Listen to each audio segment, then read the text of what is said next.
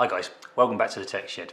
One of the questions I always get asked by you guys is why doesn't my print match my screen on my laptop or on my monitor, or why is my images always coming out too dark when I print them? Well, today I'm going to take you through 5 steps to get the perfect print from your Canon Pro 1000, Pro 10, Pro 100 printer. So, step 1, monitor calibration. Now everybody says they calibrate their screen, but you have to calibrate it to the right temperature to match actually a Canon printer. So the Canon printers are designed or manufactured around about 5000 Kelvin in a color temperature D50. Now you have to do that so when you print out, your screen is looking exactly the same as your print, and you'll find that once you've done that it will do this. Now this is my screen calibrator I use. This is the i1 Pro, and effectively it fits over the top of the screen and then calibrates the screen on that. There's a bit of software you run with it. i1 Pro do one, which is this one. There's also Spider make one as well. There's quite a few other manufacturers out there that make these screen calibrators. But the main thing is when you're using the software, you have to set up the screen calibrator so it calibrates your screen at 5000 Kelvin D50. There's options like 6500, 6000, 5500, but 5000. 5000 is the one you want. So this will get your screen matching what you actually see on your actual print when you print your image out. Lumosity, luminance. This is the actual brightness of your screen. Now you'll find a lot of screens are too bright. People like them really bright because they can see their image, they can edit their image really easily. But the problem is when they actually come to print their image, they go, oh, my image is too dark. And the first thing they do is blame the poor old printer and says, my printer's not working properly. It's not printing how I see it on the screen. That's because, like I said, your screen brightness is too bright. So when you calibrate, there's an option to select screen brightness. Now you set this between 80 and 120. I normally start off about 120 and then work my way up or down depending on, you can go up to 160 as well, depending on how many images are coming out. So the first thing you do is you do your calibration of 5000 Kelvin, you set your luminosity to 120. Now when you come to print your image later on, if you find your images are still coming out too dark, recalibrate again, but recalibrate still at 5000 Kelvin, but lower your luminosity on your screen. So take your luminosity down to maybe 100 or 90. That will then darken your screen, but when you come to print your image, because your image is now darker on the screen and you do your edits to bring the image back up, it should match exactly what your screen. Luminance is what you have to play around with a little bit. The 5000, the color temperature, the 5000 Kelvin, should be set at 5000 Kelvin and left at 5000 Kelvin. I always say to people as well, you know, don't just calibrate your screen once and leave it and leave it and leave it. After a couple of months, maybe just recalibrate it again, because screens do sort of burn out slightly depending on what type of screen you're using, and they can actually lose their colors depending on how long it's left on for. So always recalibrate every month or every couple of months, something like that. So step 2, this is paper ICC profiles. These are really important. You actually get these right, or you download these for the type of papers you're using. I've got here the Halimuna paper here. I've also got the Canon paper here as well. Obviously I use the Canon paper as well. But when you're printing on these papers, you have to make sure you download the ICC profile to install into your operating system, whether that's a Mac or whether that's a Windows PC. Download those, install them in, they will sit in the operating system, and then when you use Photoshop or when you use our printing software, Print Studio Pro, you will get the option to select that paper profile for the type of paper you're printing on.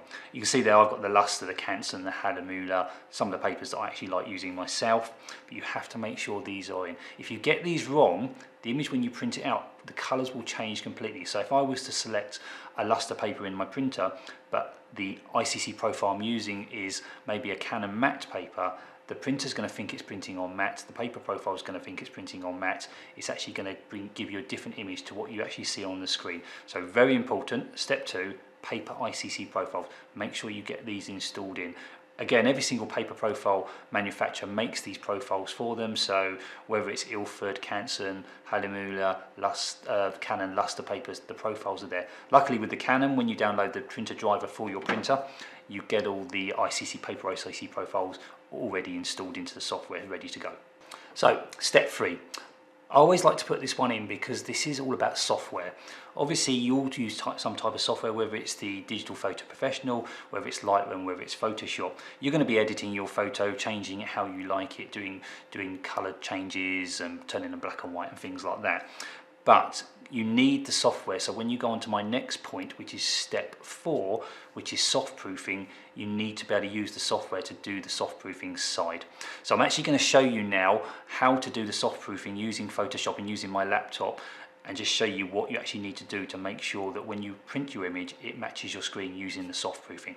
Okay, so I've opened up Photoshop on my laptop. You can either use Photoshop like I'm using, or you can use Lightroom to do this soft proofing. You can see that I've got 2 images up on the screen. This is exactly the same image, just a copy of it. The left hand one is the actual image that I've edited, and that's how I want my image to print as per it's seen on the screen. My right image is my copy of that image. This is the one that I'm going to be doing the editing on for the soft proofing, so it matches the type of paper I'm printing on. So the first thing I want to do on here is go on View, Proof Setup, and then click on Custom. This then brings up this box here, and I want to select the type of paper I'm printing on. So if I go in the drop box here, I've got all the printers I use, Pro 10, Pro 100, Pro 1000, and I just find the paper that I want to print on. So we scroll to the top, we find the Pro 1000, and I want Premium Matte. So I want to print this image out on Premium Matte paper. Click on Premium Matte, and then make sure I've got Simulate Paper Color clicked. When I OK that, you can see now the right hand image has gone very, very flat against the left hand image. The left hand image is still quite sort of bright and bold. The right hand image has gone very, very flat. Now I can do Control Y and simulate and turn the simulation off. So you can see there, simulation's off. If I press Control Y again, the simulation comes back on. So I want to use the simulation on, but now what I want to do is open up a levels channel. So I go into my adjustments channel, open up levels. So you can see there I've now added a levels adjustment here, and I want to make the right hand image look like the left hand image by adjusting the levels. Now you could do this on curves and all sorts of levels you can adjust. You can go into Photoshop if you really know about Photoshop and start playing around with different parts. I'm just going to do it basic on the levels, and what I'm going to do is adjust my blacks here. So I'm going to bring my blacks down slightly, and then I'm also going to bring my mid-tones back up.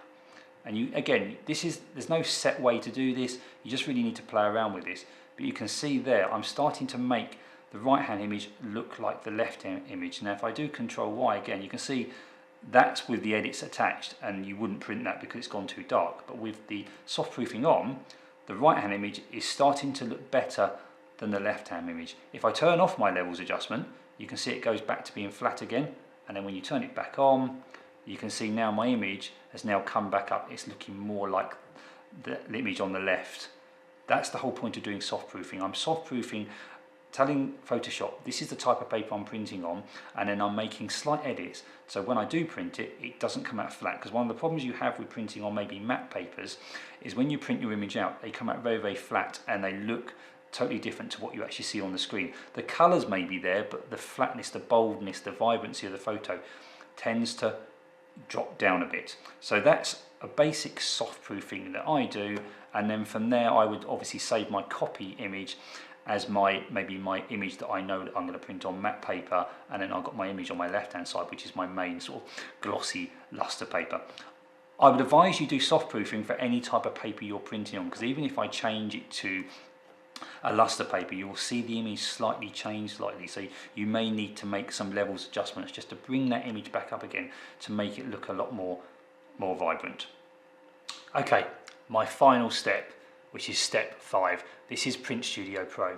So Print Studio Pro is the only tool you need to actually print your images from Photoshop or Lightroom or even DPP. Now this is a plugin. It works with Photoshop and Lightroom, and also works with DPP as well, which is Digital Photo Professional. For this purpose, I'm going to run it from Digital Photo Professional. So I've done all my edits in Photoshop or Lightroom. I then want to open that image, I want to print that image. So you can see on the screen now I've got DPP opened. You can see my image on the left hand side down here at the bottom. So I highlight that image and I click on print. I've set the default up on the print button, so it automatically goes to Print Studio Pro. You can see it opens up Print Studio Pro. So give it a couple of seconds to open up. And this is, again, like I said, this is the only tool you actually need to be able to do your printing. This bypasses printing from Lightroom, bypasses printing from Photoshop. You just effectively need this tool. Now you can do some basic editing in this tool as well, which I'll come on to. So as you can see on the left hand side, This just shows you file image about standard quality, what size paper you're printing on, what printer you're printing on, information like that. The main importance bit is in the middle and this right hand side here. So this is just showing my image I'm looking at.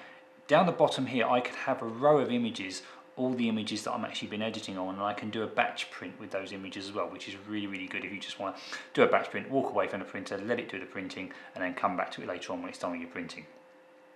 Over here is the important part. So first one I've got is print settings. I select the printer I want, so as you can see on there I've got the Pro 10S, Pro 100S and the Pro 1000. For this case we're going to go for the Pro 1000. So I select on Pro 1000. That will then change the settings on Print Studio Pro so it knows it's printing on that printer. Media type, so at the moment I'm printing on Luster. Again, I made the edits for this image for matte paper, so I'm going to select and I'm going to find premium matte. So there we are, photo paper premium matte. So I select on that. Now that's actually going to just tell Print Studio Pro that I'm printing on the matte paper.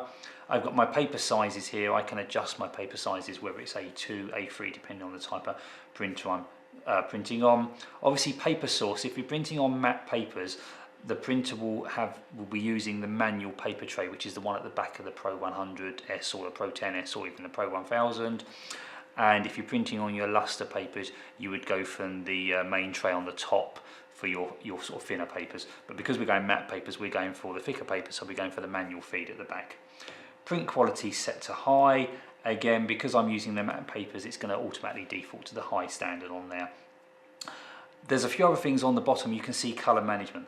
So use ICC profile. This is telling you, I talked to you about before about having ICC profiles and how important ICC profiles are. You want to use the ICC profile. Paper profile at the moment, or printer profile, which is again, this is the paper profile, which says auto. This knows, because I'm using premium matte at the top here, this knows which ICC profile to use. I can go into that though and start looking at all the paper profiles that I've got installed in my machine. Whether if I was printing on a Canson paper, I could select the Canson paper and other Canson, Hallomula, Ilford papers. But for this point, I want to go on auto. That's the main print setting part of it. So that's all the bit you need to do to actually match the colours that match on the screen. So you don't have to worry about printing in Lightroom or Photoshop, you just use Print Studio Pro for your printing needs. There's a few other things on here like the layout. I can now start doing borderless photos. I can select a bordered photo and you can see it puts a border around. I can change the margins on the paper and stuff like that as well. It's quite clever what you can actually do with this app.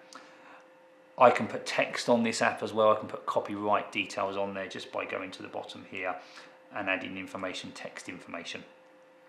Correction is my third tab.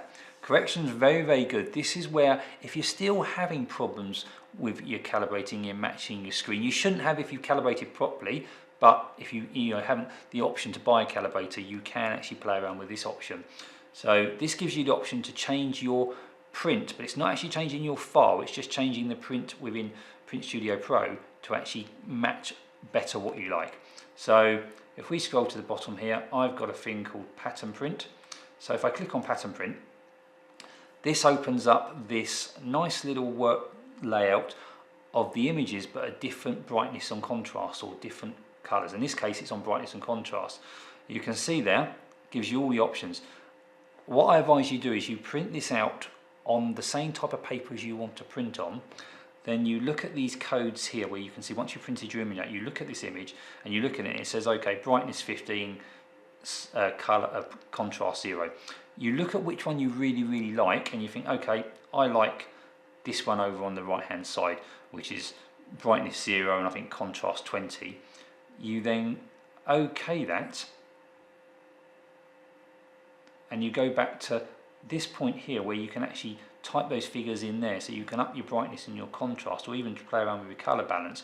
When you do that, it will adjust the image here to look like the one you've actually printed on the contact sheet, and then you click on print. It's a very simple color matching, color management system if you haven't got the options to use a screen calibrator. So that's how easy it is to get the perfect print off your Pro printer matching your monitor. So I'm just going to go through a summary just to go through the points that I've actually stated to you. So step 1, calibrate your screen. So calibrate your monitor screen to 5000 Kelvin D50 and make sure your luminosity, which is the brightness of your screen, is between 80 and 120. And don't forget, if your image is coming out too dark, lower the luminosity, recalibrate and lower the luminosity. Step 2, paper ICC profiles. Make sure you install these. These are very, very important. By installing these, you're telling the printer what type of paper you're printing on, so it can actually match your screen. You get these wrong, or you match up the wrong paper with the wrong ICC profile, the colours won't be the same. Step 3, software. Again, I talked about software. We need the software to go on to step 4, which is the soft proofing.